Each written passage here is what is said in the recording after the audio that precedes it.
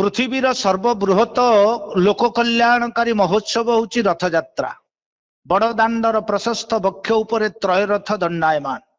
समग्र मानव जातिर मुख्य आकर्षण होच नंदीघोष रथ। जो रथ रे कोटि कैवल्यनाथ महाप्रभु श्री जगन्नाथ रथारूढ़ हुंती। मन भितर प्रश्न उठे जे रथ सृष्टि है केमिति। रथ सृष्टि मोर मने पड़ जाए से दिन वृत्रासुर को बद्ध करबा पई दधीची अस्त्र भिक्षा करी इंद्र से गोटे वज्र निर्माण कले जो वृत्रासुर बद्ध है एवं से वृत्रासुर बद्ध है परे एवं से वज्राघात रे ताहा आपणकर चारि खंड हेरिचंदी वृत्रासुर। जो चारि खंड रे गोटे दुई खंड है जुप आउ शुभ सुप जहाँ को ब्राह्मण मान नेले आउ दुई खंड है आपणकर रथ आउ सर जहाँ को क्षत्रिय मान नेले। तेणु से रथ सृष्टि होइछि बोली आमर पुराण रे जना पड़े। एवं रथर विभिन्न प्रकार भेद रही। जेभली भाव में साधारण यातायात पाई रथर नाम होछि देवरथ। आमोद प्रमोद पाई रथर नाम होछि पुष्परथ। युद्ध बा संग्राम पाई रथर नाम होछि वैनायिका। एवं नगर भ्रमण पाई होछि परिघटिका। तेणु सुतरां ए नंदीघोष रथर अन्य नाम होछि परिघटिका। परिभ्रमण करुचंदी प्रभु। तेणु ये होछि भक्त विनोद लीला। ये जो रथ यही रथ रे जगन्नाथ को दर्शन कले आपणकर साजुज्य मुक्ति मिली थाए बोली विश्वास करा जाए। सेइथि पई सुंदर भाव रे कहा जाइछि दोले च दोल गोविंद चापे च मधुसूदनं रथे तो बान वामनं दृष्ट्वा पुनर्जन्म न विद्यते। ए नंदीघोष रथारूढ़ महाप्रभु जगन्नाथ को दर्शन कले मनुष्यर आउ पुनर्जन्म हेब नाही बोली चरम आउ परम विश्वास अच्छी। केवल सेतिक नुहे ए रथारूढ़ जगन्नाथ को अन्य नाम होछि वामन। सकल जीव मानकर सकल गर्व को खर्व करिवा पई भगवान कर वामनावतार होइचंती एवं धरावतरण करिसेंती। आपण ए जो नंदीघोष रथ देखुचंती एहार चक संख्या होछि 16 चक। 16 शब्द सहित जगन्नाथ संपर्क अति निबिड़। आपणकर श्रीमंदिर भितरे मुक्ति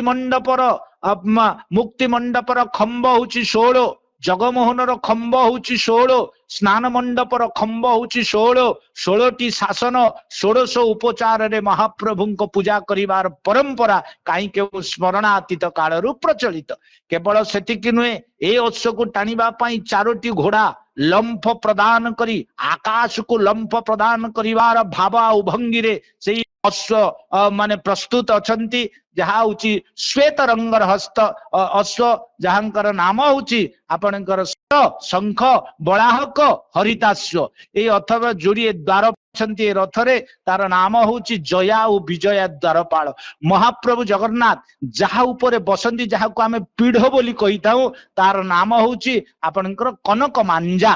एवं उपरे महाप्रभु उपरे गोटे चांदुआ टंगा होइछि जो चांदुआर नाम होछि कनक मुंडाई। एतद भिन्न प्रभुंकर जो रथावरण ता होछि पीत आ लोहित वर्ण।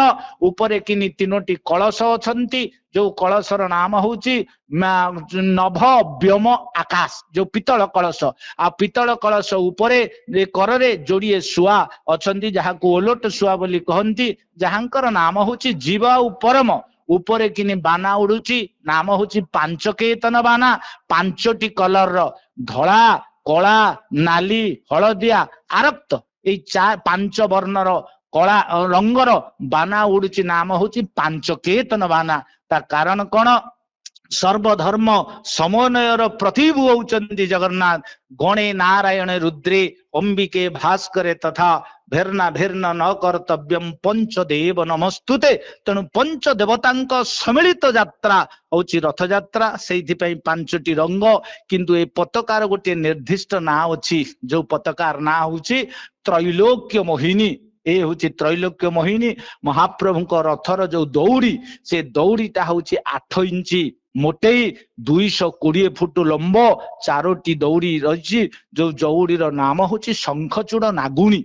ଶଙ୍ଖଚୂଡ଼ ନାଗୁଣୀ ନାମରେ ନାମିତ ଏବଂ ଏତଦ୍ ବ୍ୟତୀତ ସେ ରଥର ଚତୁର୍ପାର୍ଶ୍ୱରେ ଆପଣଙ୍କର ବହୁ ଦେବାଦେବୀ ମାନେ ଯାହାକୁ କହନ୍ତି ପାର୍ଶ୍ୱ ଦେବତା ସେ ପାର୍ଶ୍ୱ ଦେବତା ଭିତରେ ଅଛନ୍ତି ସ୍ୱୟଂ ଲକ୍ଷ୍ମଣ ସ୍ୱୟଂ ବଳରାମ ହରିହର ଏବଂ 22 ଯୋଉ ପଣ୍ଡୁ ନୃସିଂହ ଚିନ୍ତାମଣି କୃଷ୍ଣ ଏବଂ ଗିରି ଗୋବର୍ଦ୍ଧନ ଧାରୀ ଆଉ ବିଶେଷ କରି ଆପଣଙ୍କର ରାବଣ ଛତ୍ରଭଙ୍ଗ ଯୋଉ ରାମ ରାବଣଙ୍କୁ ଛତ୍ରଭଙ୍ଗ କରିଥିଲେ ଏଇ ନବ ପାର୍ଶ୍ୱ ଦେବତା ଚାରିପଟେ ଅଛନ୍ତି ଏବଂ ଋଷି ସପ୍ତର୍ଷି ମଧ୍ୟ ଋଷିରେ ଅଛନ୍ତି ଯେଉଁ ଋଷି ହଉଛନ୍ତି ଅତ୍ରି ବର୍ଗ ଅତ୍ରି ଅଙ୍ଗିରା ପୌଲହ ପୁଲସ୍ତ ଏବଂ ବିଶେଷ କରି ପରାଶର ବ୍ୟାସ ଶୁକ ନାରଦ ଋଷି ମାନେ ମଧ୍ୟ ଏ ରଥର ଚତୁର୍ପାର୍ଶ୍ୱରେ ରହିଛନ୍ତି ଏବଂ ଏଇ ରଥରେ ଅନେକ ପଟା ରହିଛି ଯାହାକୁ ଆପଣ ମାନେ ହଂସ ପଟା ଋଷି ପଟା କନ୍ୟା ପଟା ବୋଲି କୁହାଯାଏ ରଥର ଚାରିପାର୍ଶ୍ୱରେ